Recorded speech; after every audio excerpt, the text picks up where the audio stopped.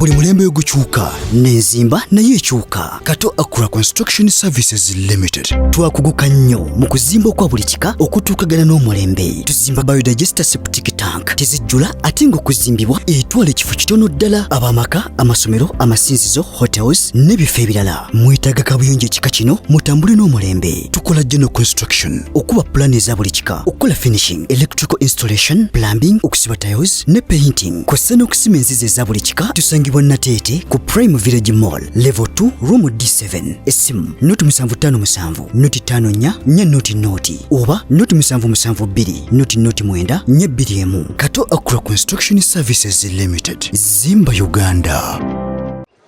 Ndoze kintu mukiraba kyetemye okuva wali waggulu ku lusozi olwa bulijjo nekijja weekiti nga kikulukuta mpola kiikyo paka eringa ku 6 nga wakikyoncho kyekulukuse kilomita eri emu n'okusoba kuva wali kivudde eri waggulu kivudde eri nekijja nga kyesima mpola kiikyo. Nawe waliwo nyine wenyimiridde wekiyise zibadde ennyumba kaziri wansi bazibikiddeyo wonna wolengera awo zonna nnyumba nga ffe abankuke promotion tuli ku ground twatuuseewo dda era nga myereere. Omwami ono gwe mulaba bambi bakamununulayo musajja wattu naye mukama amusaasire bamutwale mu ddwaliro naye asaana agenda mu ddwaliro essaawa zino kubanga bakamugjayo bambi.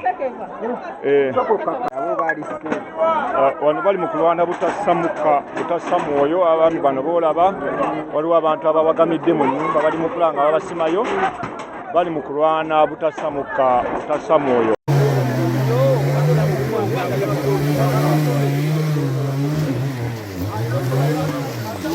Wano wetuli abantu webagudde bananga abantu bafiiridde munda wawana abantu webafiiridde basebo ne banyaba abantu bali mu basikayo bikalitunsi biyise ne bisulamu abantu wano wona zibadde ennyumba abantu nga webabeera bakolera